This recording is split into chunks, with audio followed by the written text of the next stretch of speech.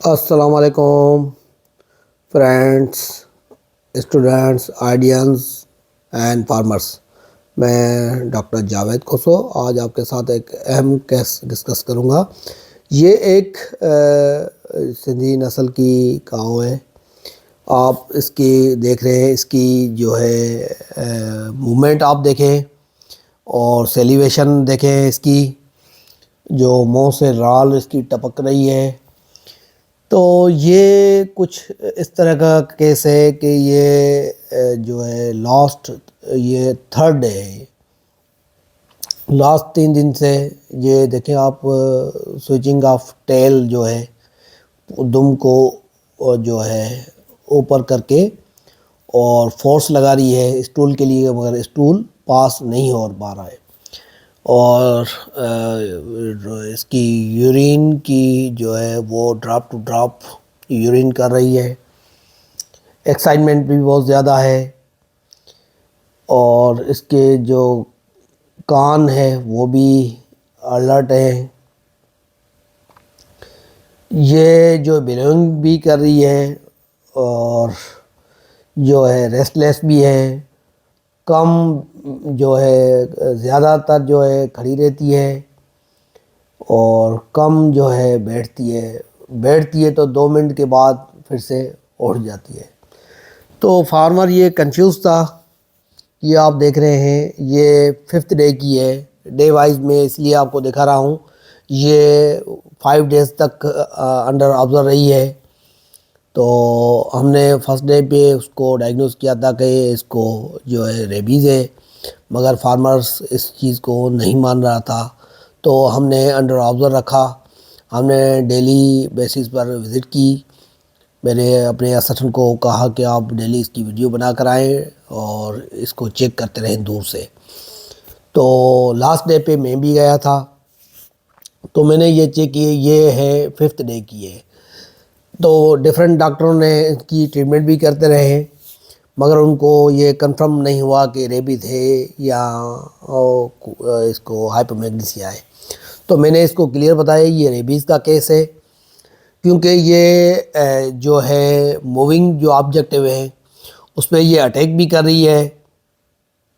इसकी पार्शियल नकलिंग जो है वो पोस्टीरियर पैरालिसिस भी है और रेक्टल स्टेनिंग भी इसमें है। सम टाइम साउंडलेस बिलोइंग भी कर रही है। तो ये सारे सिम्टम्स जो है रेबीज़ के ही होते हैं, क्योंकि रेबीज़ को डायग्नोस करना और हाइपोमैग्नीसिया को डायग्नोस करना, दोनों में डिफ्रेंशिएट करना सीनियर वेटेरियन के लिए तो आसान है, जिनकी अच्छी प्रैक्टिस है, मगर जूनियर के लिए बड़ा मुश्किल होता है। तो हमेशा ख्याल रखना चाहिए। और हाइपोमैग्नीसिया में और रेबीज़ में डिफरेंट है। नेक्स्ट में इंशाल्लाह ये वीडियो भी बनाऊंगा, मगर ये लिए सारे सिम्टम्स रेबीज़ के हैं। तो मैं आपको सिर्फ ये बताना चाह रहा हूँ रेबीज़ के स्टेज वाइज जो सिम्टम्स कौन कौन से होते हैं। देखें, ये अब लास्ट स्टेज में है, जो कंप्लीट जो है पैरालाइज हो गई है। आप देखेंगे आगे आपको हम दिखाएंगे। ये ओनर इसको जो है इसको इसके ऊपर अटैक नहीं कर रही है। स्टिल आप देखेंगे ये चलने में अब चलती कैसी है, ये भी आपको ये दिखाएगा। ये इसको इनको हमने मना भी किया था कि भाई आप इसको नहीं चलाएं, एक ही जगह पर खड़ी कर दें, मगर वो बात को नहीं मैंने। मेरी गाय जो है रेबीज़ में नहीं है।